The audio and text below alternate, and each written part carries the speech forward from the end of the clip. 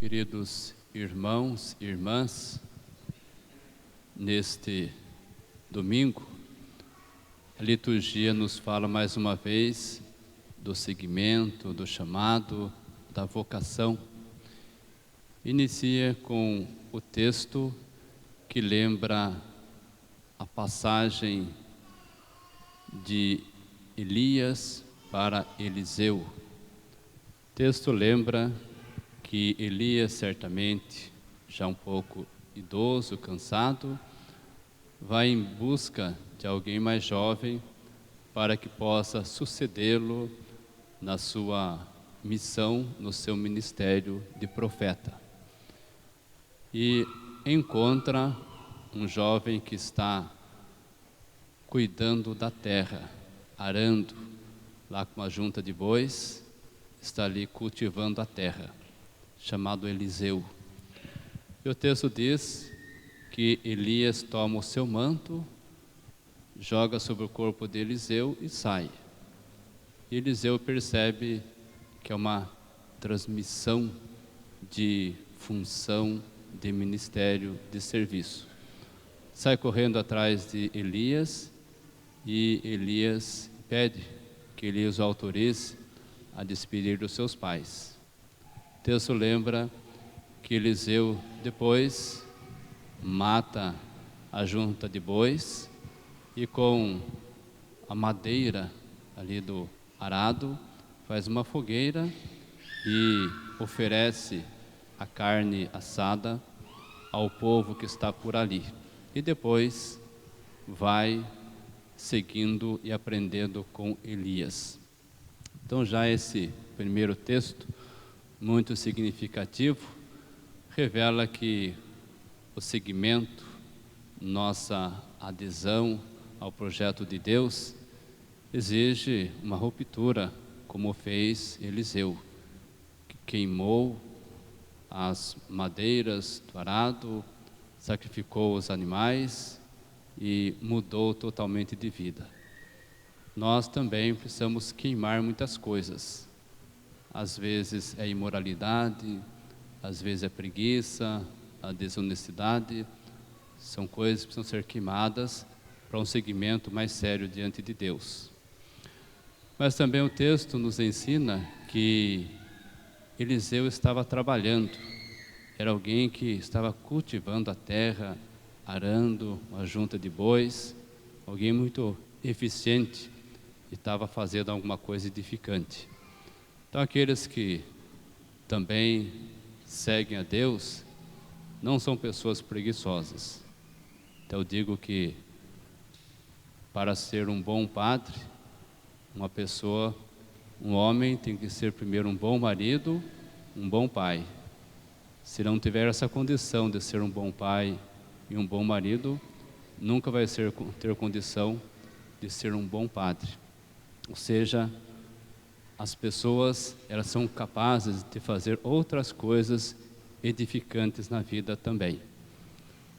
Lembramos depois o texto do Evangelho, quando Jesus tomou a decisão que vai para Jerusalém. Vai empreender a sua grande viagem até Jerusalém. E aí ele pede que alguns discípulos vão à frente, preparando o caminho, algumas hospedagens.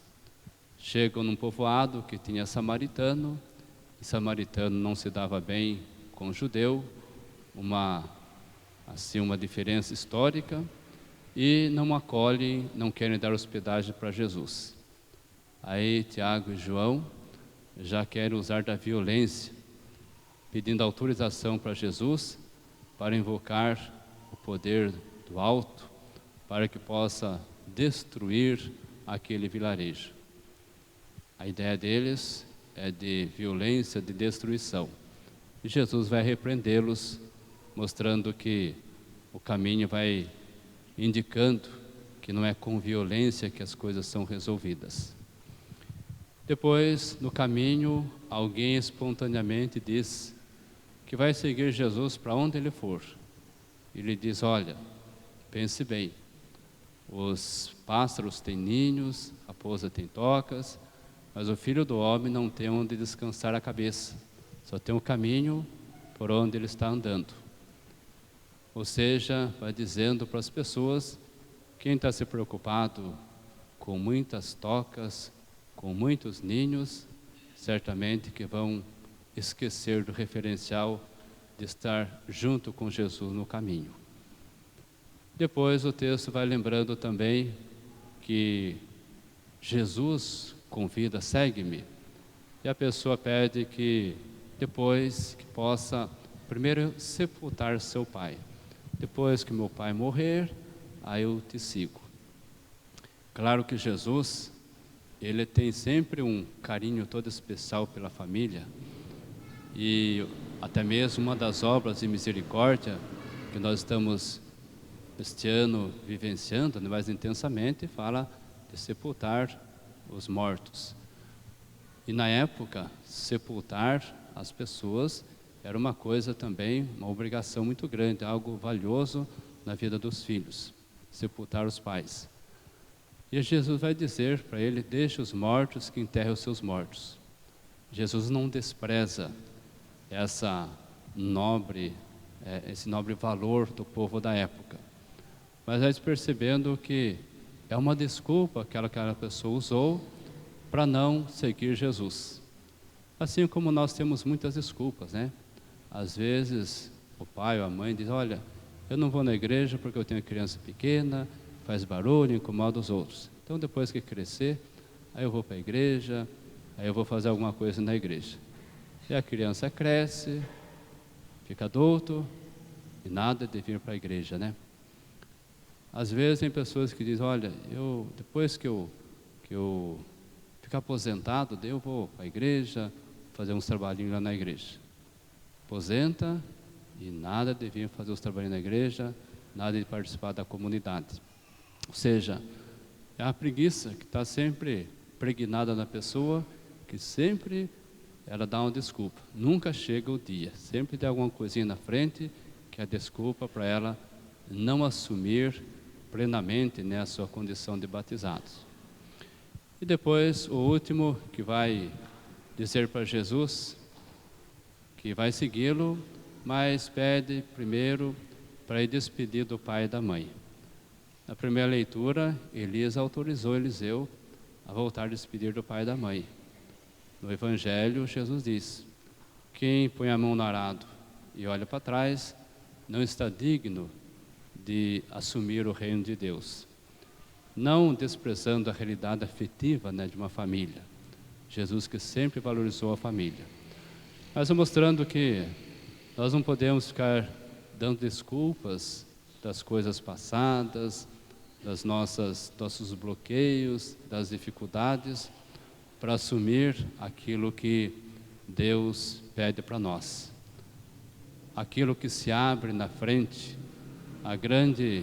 aquilo que se coloca para nós no futuro, na nossa frente, é mais importante do que aquilo que passou.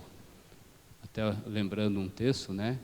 Lembrava uma pessoa que tantos problemas que teve, e aí o padre, buscando encaminhá-la, né, para algumas atividades, diz, olha, mas eu fiz tanta coisa ruim no passado. Aí o padre diz, olha, não interessa muito o que você viveu, interessa o que você quer ser, o que você vai ser daqui para frente. Então, um pouco aquilo que o Evangelho está propondo para nós. Nada de ficar só olhando para as coisas que já passaram, mas perceber que o campo tão grande que abre para nós, ele deve ser encarado com alegria. Então, nada de preguiça, de desculpas, para a gente não assumir o seguimento de Jesus.